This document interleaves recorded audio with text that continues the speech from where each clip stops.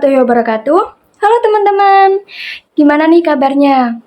Saya harap dimanapun teman-teman sekalian berada, tetap dalam lindungan Allah Subhanahu Wa Taala dan sehat-sehat selalu. Nah, sebelum saya akan memulai menyampaikan tentang suatu bahasan, tapi kali ini marilah kita panjatkan puja dan puji syukur kehadirat Allah Subhanahu Wa Taala karena telah melimpahkan rahmatnya kepada kita semua. Dan tak lupa sholawat serta salam, marilah senantiasa kita semua curahkan kepada Rasulullah SAW.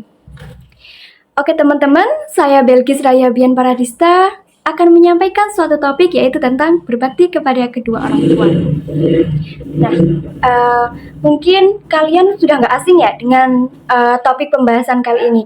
Mulai dari MI, SD, MTS, SMP, bahkan di jenjang perkuliahan pun kalian pasti akan masih mendengar tentang bahasan ini gitu. Nah, apa sih berbakti kepada kedua orang tua itu?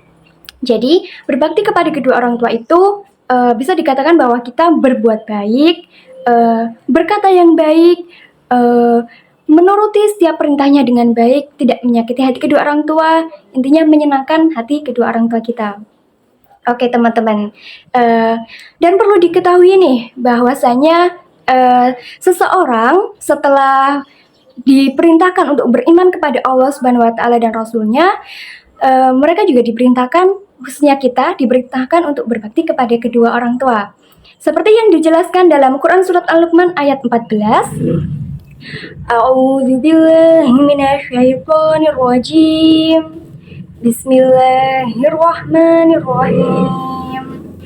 Wa wasainal insana biwalidayhi hamalathu ummuhu wahnan ala wahnin wa fisaluhu fi 'amaini an ishkur li wa liwalidayk ilayyal masir, yang artinya, dan kami perintahkan kepada manusia berbuat baik kepada dua orang ibu bapaknya. Ibunya telah mengandungnya dalam keadaan lemah yang bertambah-tambah dan menyapinya dalam 2 tahun. Bersyukurlah kepadaku dan kedua orang ibu bapakmu. Sesungguhnya hanya kepadakulah tempat kembalimu. Quran surat Al-Luqman ayat 14. Nah, jadi dapat kita ambil bahwa ayat tersebut itu benar-benar menekankan kita menekankan bahwa Allah Subhanahu Wa Taala telah memerintahkan kita untuk berbakti kepada kedua orang tua, khususnya seorang ibu, di mana ibu telah mengandung kita hampir kurang lebih selama 9 bulan, merawat kita, merasakan kesakitan, merasakan kesusahan, namun masih berusaha untuk melakukan yang terbaik untuk kita. Demikian juga nih seorang ayah, di mana ia bekerja keras untuk mencari nafkah untuk menghidupi keluarganya, termasuk kita, dan juga senantiasa menjaga keluarganya.